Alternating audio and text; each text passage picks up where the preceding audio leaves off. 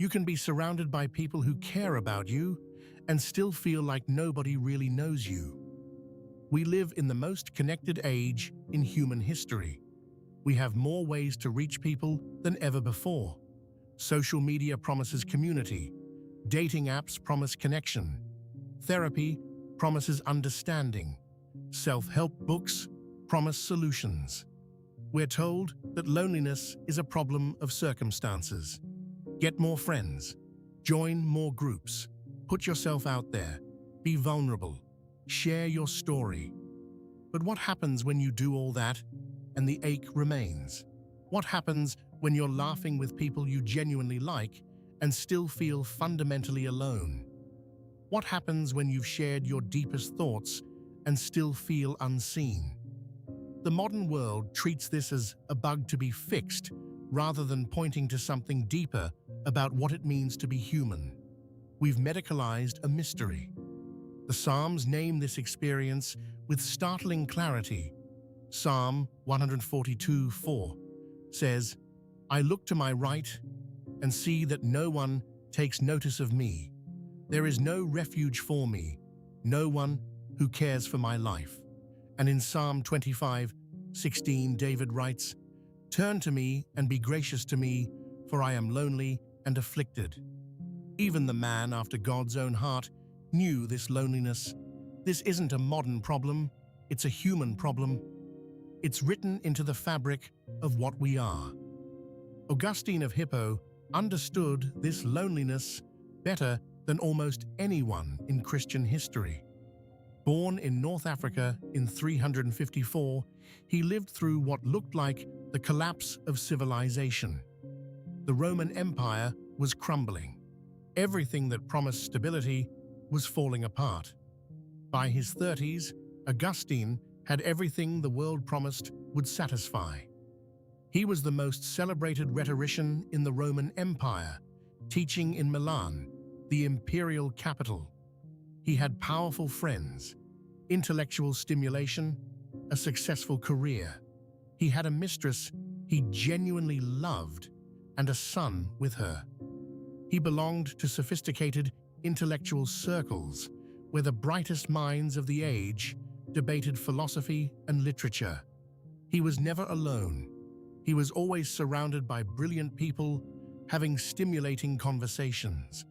Yet Augustine describes in his Confessions how he would lie awake at night in his expensive villa, aching with a loneliness that felt bottomless.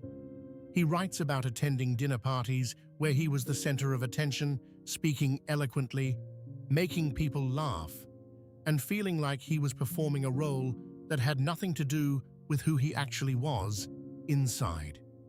The applause felt hollow. The admiration felt distant. In his Confessions, he writes about a restlessness that none of it could touch.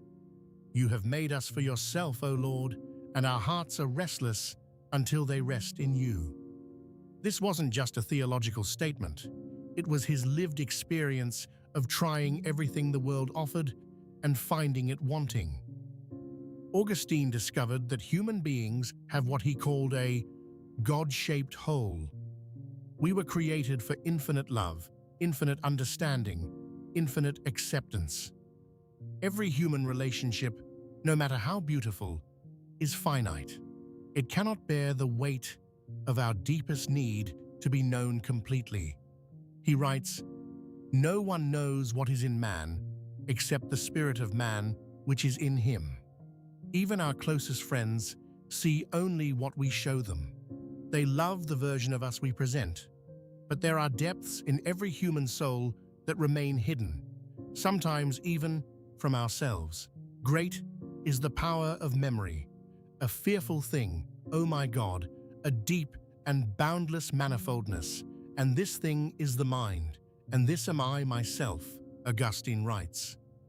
We contain multitudes of experiences, thoughts, desires, fears that we ourselves barely understand.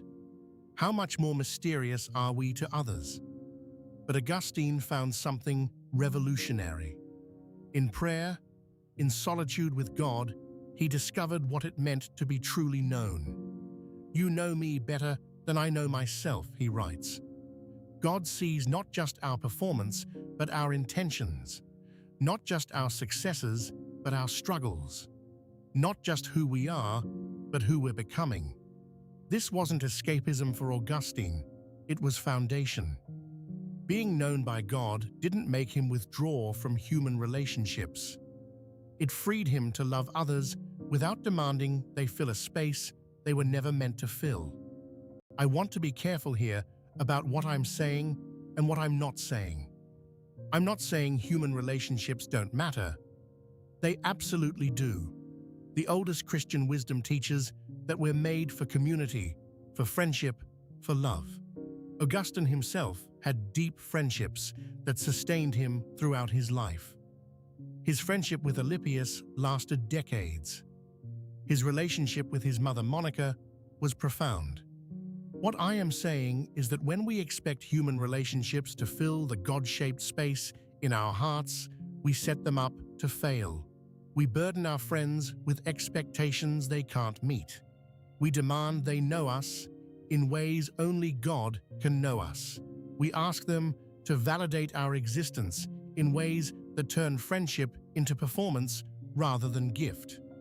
The paradox Augustine discovered is this: when you find your deepest identity in being known by God, you're free to enjoy human relationships for what they are, rather than demanding they be what they can't be. You can be present with people without the desperate edge of needing them to complete you. You can love them without requiring them to heal your fundamental loneliness. This doesn't eliminate loneliness, but it transforms it from desperation into a kind of holy ache. The loneliness becomes a reminder of what we're made for, a compass pointing toward our true home. It stops being something to fix and becomes something to honor. The ache itself becomes a form of prayer. When Augustine writes about the restless heart, he's not describing a problem, but a feature. We're supposed to feel incomplete in this world. That incompleteness is what drives us toward God. The loneliness isn't a problem to solve, it's a compass pointing home. You are made for more than human love can give.